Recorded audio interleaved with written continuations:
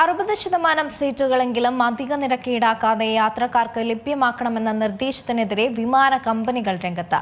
സർക്കാരിന്റെ ഈ നീക്കം വ്യോമയാന മേഖലയ്ക്ക് കനത്ത തിരിച്ചടിയാകുമെന്ന് ചൂണ്ടിക്കാട്ടി ഫെഡറേഷൻ ഓഫ് ഇന്ത്യൻ എയർലൈൻസും കത്തയച്ചു.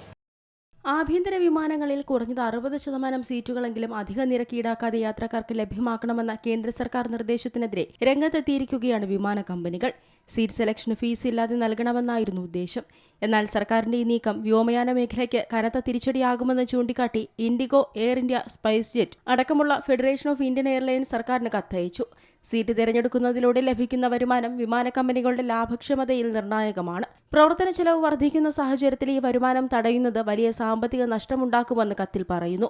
കൂടാതെ സീറ്റ് സെലക്ഷൻ വരുമാനത്തിലുണ്ടാകുന്ന കുറവ് നികത്താൻ വിമാന കമ്പനികൾ അടിസ്ഥാന ടിക്കറ്റ് നിരക്ക് വർദ്ധിപ്പിക്കാൻ നിർബന്ധിതരാകുമെന്നും ഇത് സീറ്റ് തിരഞ്ഞെടുക്കാൻ ആഗ്രഹിക്കാത്ത സാധാരണ യാത്രക്കാർക്കും അധിക ബാധ്യതയാകുമെന്നും കത്തിൽ ചൂണ്ടിക്കാട്ടുന്നു. അതേസമയം ഇന്ധനവില വർധനയും പശ്ചിമേഷ്യൻ സംഘർഷങ്ങളും വ്യോമയാന മേഖലയെ പ്രതിസന്ധിയിലാക്കുകയാണ്. ഈ സമയത്ത് ഏകപക്ഷീയമായി നിയന്ത്രണങ്ങൾ ഏർപ്പെടുത്തുന്നത് ഉചിതമല്ലെന്നാണ് കമ്പനികൾ വാദിക്കുന്നത്.